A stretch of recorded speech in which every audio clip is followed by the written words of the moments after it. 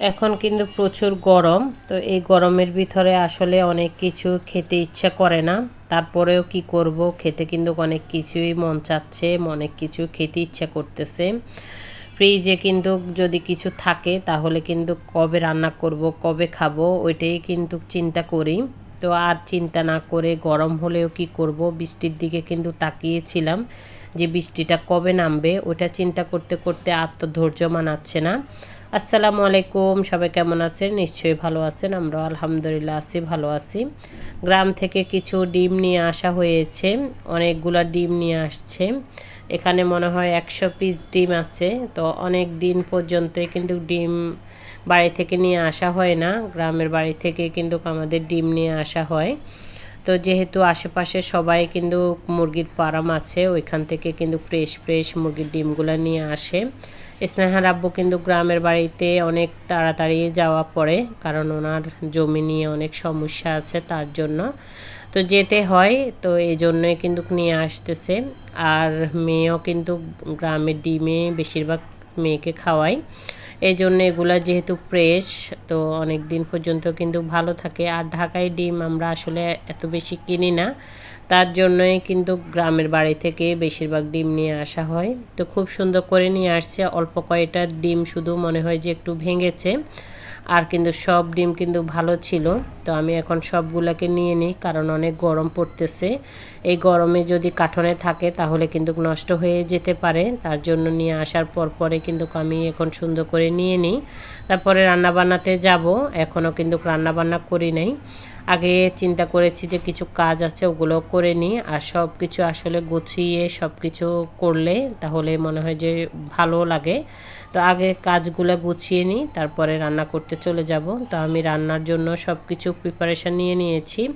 এখানে আমি আজকে কিছু গরু মাংস রান্না করব, ফ্রেশ কিছু গরু মাংস নিয়ে আসছে, আমি ধুয়ে নিয়েছি। আর এখন মশলা মাখিয়ে নিব, সবগুলো হাতে মশলা মাখিয়ে রান্না করব। আর করলা ভাজি করব এই গরমের ভিতরে, ওইটাই মনে হয়েছে সবচেয়ে বেশি ভালো লাগে।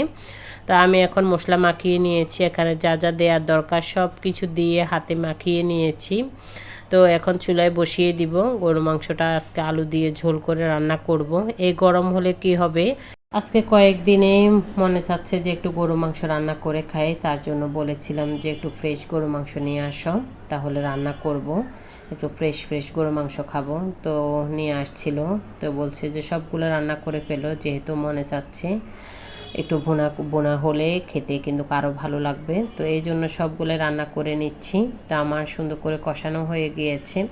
এখানে আমি আলু দিয়ে দিয়েছি কয়েকটা, যেহেতু ছেলেমেয়েরা আলু পছন্দ করে, আর আমারও খুব আলু পছন্দ, তার জন্য গরু মাংস কার কার পছন্দ বলেন তো? সবাই কিন্তু আসলে গরু মাংসের আলুটা খুব ভালো লাগে।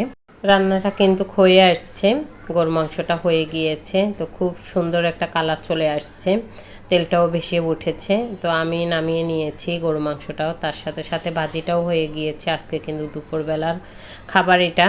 তো অনেক মজা হয়েছে, আর অনেক অনেক ভালো লেগেছে। আমার থেকে তো সবচেয়ে ভালো লেগেছে এটা ভাজিটা। তো এই ভাজিটি কিন্তু অনেকগুলা ভাত খেয়ে নিয়েছিলাম। তো এটা কিন্তু আমি নেহারিটা বের করে নিয়েছি, নেহারিটা আমি রাতের বেলায় কিন্তু একটু হলুদ মরিচ দিয়ে কিন্তু জাল করে নিয়েছি। তো পরবর্তীতে মশলা দিয়ে দিয়েছি, যেহেতু স্নেহার আব্বু বাসায় আছে, ফ্রিজে কিন্তু নেহারি ছিল। তো আর এটা কিন্তু মনে হয় যে আমাদেরকে খাবার জন্য ডাকতেছে, অনেক নেহারি খেতে ইচ্ছা করতেছে, তার জন্য নেহারিটাও বের করে নিয়েছি। নেহারিটা খেতে কিন্তু অনেক ভালো লাগে, রুটি দিয়ে সবচেয়ে বেশি ভালো লাগে, সাদা রুটি দিয়ে, চাউলের রুটি যেটাকে বলে ওইটাই আর কি। তো আর কি করব, এই গরমের ভিতরে কিন্তু আমি আর রুটি বানাতে পারিনি। ছেলে রাতে পরোটাই নিয়ে আসছি গরম গরম, এই পরোটা দিয়ে কিন্তু নেহারি খাবো। আর এত মজা হয়েছিল নেহারিটা, এটা পরের দিন সকালবেলা সবাই মিলে বসে একসাথে নাস্তা করতেছি, এটা হয়েছে সকালের নাস্তা। তো নেহারি দিয়ে পরোটা দিয়ে কার কার ভালো লাগে বলেন তো? খুব মজার একটা খাবার। তো অনেক মজা করে সবাই মিলে খাবো এখন, আর এত মজা হয়েছিল। তো আজকের ভিডিওটা যদি ভালো লাগে অবশ্যই একটা লাইক কমেন্ট শেয়ার করবেন, ফেসবুক পেজটাকে ফলো করবেন, ইউটিউব চ্যানেলটা সাবস্ক্রাইব করবেন, অবশ্যই অবশ্যই শেয়ার করবেন। তো এখানে দুজনে মিলে চা খেয়ে নিচ্ছি, নেহারিটা খেয়ে কিন্তু একটু চা খেয়ে খাচ্ছি। আজকের মতো এখানেই বিদায় নিচ্ছি, সবাই ভালো থাকবেন, আসসালামু আলাইকুম।